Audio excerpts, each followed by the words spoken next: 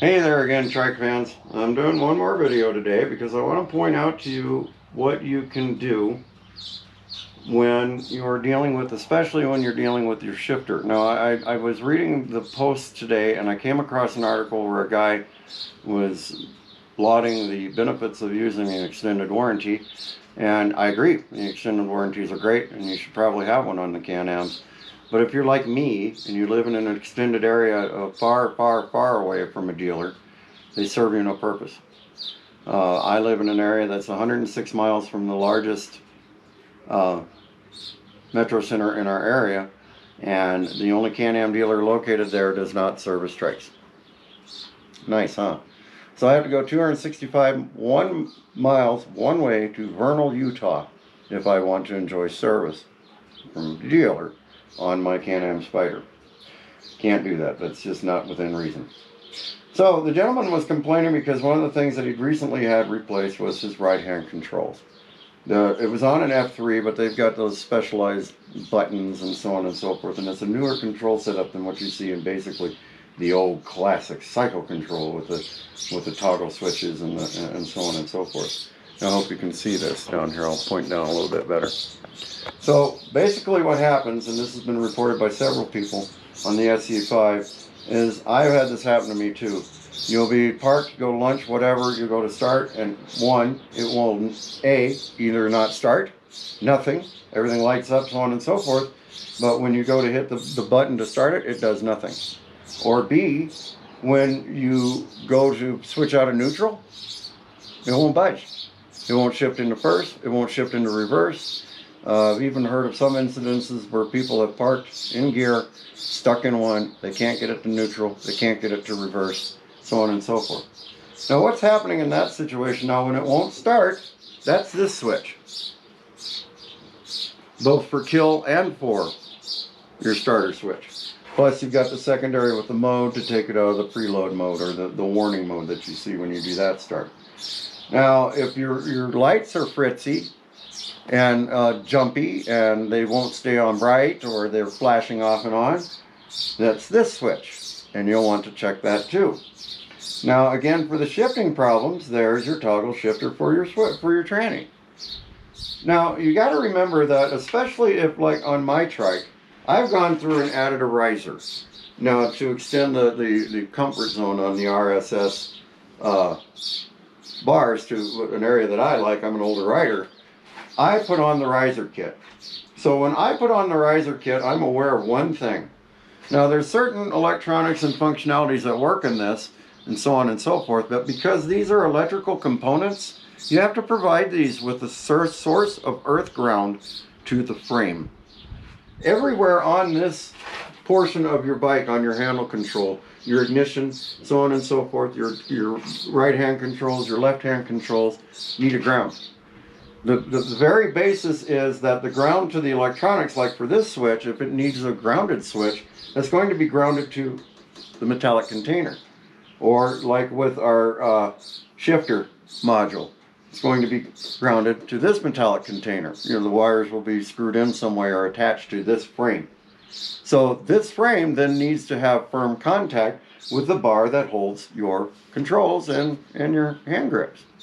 So when you run into that situation, as far as troubleshooting, if you haven't done any work on your handlebars, the first thing you need to check is your ground contacts with your controls. Now, if you look at the back of the control here, and in behind my drink holder, there's this guy, and then down here on the bottom of my drink holder down here, there's that screw. Loosen those two screws up. If you have problems with your lights or your mode switching functionality, you loosen those two screws up, and you wiggle the control. Blow it out. Maybe take some alcohol contact cleaner. Electronic contact cleaner is what I'll use. And I'll blow it out with that and just keep rubbing this back and forth on the bar and tighten it.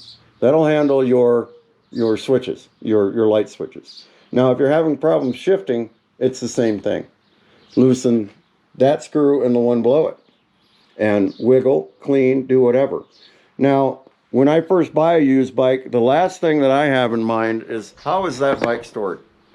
So the first thing that I do is, I don't know if people have kept a bike outside, so on and so forth. It may be pristine, gorgeous. but you just don't know the moisture conditions of their storage, whether or not they've been doing storage, that were they reliable or consistent with storage, did it get caught in the rain a lot, you can tell. Now, so in those circumstances, the mechanic's advice that was given to this user on Facebook was, water gets in the controls need to be replaced. No. This is sort of similar to what the last video I did on the battery tender. You don't need a battery tender in 80-degree weather if you have a healthy charging system. No, sir, you do not. If you're going outside in 50-degree weather, your bike should start. If you're going outside in 20-degree weather, Fahrenheit, you might need a battery tender, and if you're crazy enough to be riding that cold. But, just like with this, if you're having grounding issues, you don't need to replace the whole part. Dude quoted the F3 control switch for the left side as being $700 and some odd with labor. That's insane. So, whenever I get a bike, new or used, because these are so important, and I've actually been stranded by all sorts of bikes. This is another one of these universal motorcycle tips. If you're on a Kawasaki and you have some sort of auto shift, you got to think about what you're doing with this. But if your lights are screwing up and so on and so forth, you typically won't have an auto shift out there. Or your, your horn's not working, or the signals are being buggy. That's when you service this. Now, the other factor to consider is you don't know the mechanical skill of the people that assemble these bikes at the dealership. These come in an unprepared fashion, and usually the head of your steering column is off. Can-Am, I know they are, because these come just like the snowmobiles, and I used to put together snowmobiles at a dealer. Then your access panels are there. You got to put the oil in, you got to put the wheels on. There's a whole bunch of prep stuff that goes on, and part of it is putting on the controls onto the handlebar and making sure the handlebar is put in place and tight. And one of the things that the prep mechanics tend to miss, because they're not full mechanics, they're the new mechanics. One of the things that they miss in that hokey prep work is they forget to take dielectric grease and coat every one of these electrical assemblies in here with dielectric grease. Why? It keeps the rain out of your electrical connections. So what the serviceman was telling the guy about replacing this because of the water getting into the switches and contacts, it's not necessarily true.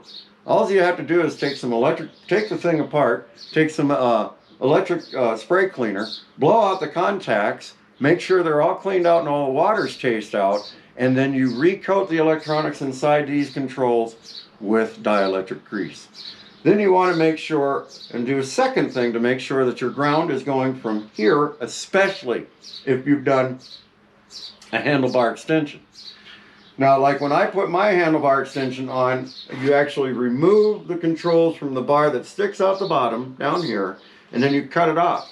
And then this metallic piece and the original part go into there, and you're basically bringing this portion forward and up. And this rotates now, and I can set it to comfort levels. I'm not going to go into all that mess. So what I like to do is not only dielectric grease and go break these down and grease them up when I get the bike, but if I'm putting on this kit, especially, the portions that are going to go into this portion, I make sure that the bar is sanded and exposed to metal. And then I coat that to dielectric grease. So then that bar, which these guys sit on, has contact to this piece of metal. And then I will take the same sandpaper and scuff up the inside of this bar. Let me show this closer. This bar here, I'll scuff up the inside of that bung. So when I slide that onto this piece of metal and tighten it down, and I also lightly coat the piece of metal that's sticking out and the bung itself with dielectric grease, guess what? Because not only does it protect it from water, it protects it from rusting. It also guarantees that you're going to get continuity between the two metals. It's going to improve continuity where the metals are touching. So once I'm here, the factory and the mechanics have done it. Unless I've had problems, I don't need to go down and dielectric grease anything else unless I'm having like problems with my ignition. But generally this is so badly buried, and honestly they kind of come like this.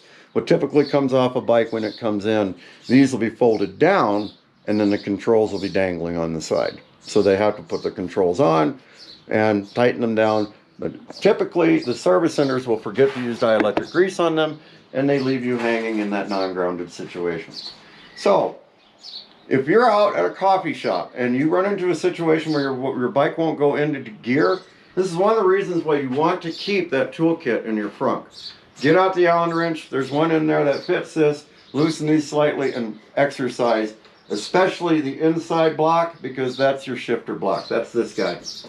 And then do this one while you're at it. So what I would do in the field is loosen these 4 bolts, 2 on the top, 2 on the bottom. Just wiggle it back and forth. Maybe pull it out slightly and push it back in, and you'll notice rust and crap coming out. Trust me. And that is what's causing that issue. You do know your grounds that are necessary for the electronics, which are grounded into the metallic bodies of these guys, are not making contact with the bar. So you need to clean up that contact, preferably put some grease on it so it doesn't re-rust and corrode, and that'll stop your problem permanently. So it's a good thing the gentleman had that warranty coverage, but myself, and for those of us that don't have the warranty coverage like on these older model 2012s and prior, and they're also becoming obsolete at the dealers, they won't even service them anymore.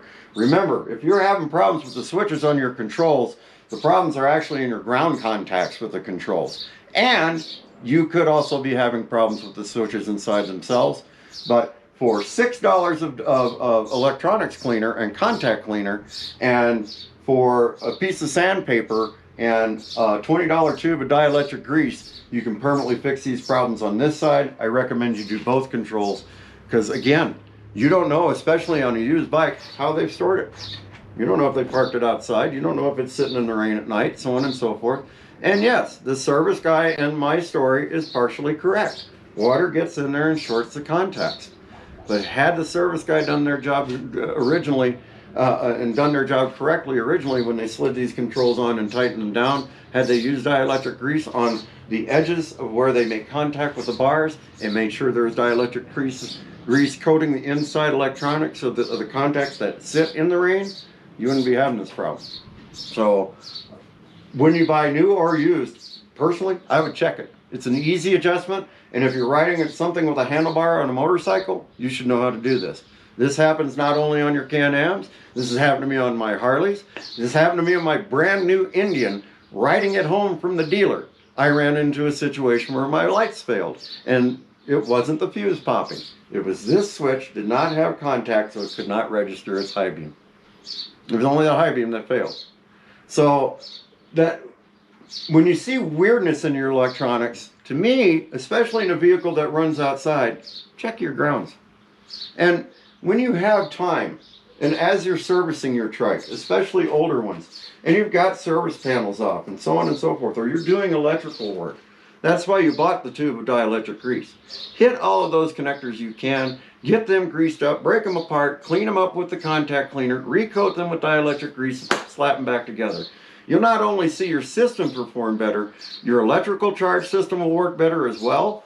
You'll have less of a need for a battery tender, if you follow me, because you're going to start seeing more voltages out of this volt meter as you're riding. And if once you have a system all greased up and lubed is the way I put it, and that's a terrible way to put it, but once you use the dielectric grease in your connectors and removed all those dry grounds, dry connections, and lube them properly with that dielectric grease to make sure that they're touching and connecting and conducting electricity, your system will run 97% better. And I'm telling you, I would recommend, even if you got a brand new bike, I would do this too, because you'd be shocked at how much that your local mechanic actually does on the bike to bring it to service. So, again, you can test your stators and so on and so forth doing that, but I'm back to the controls. I've got distracted, sorry about that. But when you go to a dealer, they may be telling you, but you got to start using some common sense too. These sit in the rain, their ground contacts become sullied, they even start to rust. So when you have rust on a metal bar connected to a piece of aluminum, they're having difficulty making a ground as it is because you're grounding aluminum to metal. So when you get that piece of white crud on the aluminum that comes along with its corrosion, or the rust that you see on the metal, that's going to prevent electrical contact. So exercise these, move them back and forth by loosening the screws, but preferably take them apart, dielectric grease them. I would say every 2 to 3 years, especially if you're in a humid or rainy environment. That's all I got for tonight. I thank you guys for watching, and have a pleasant day.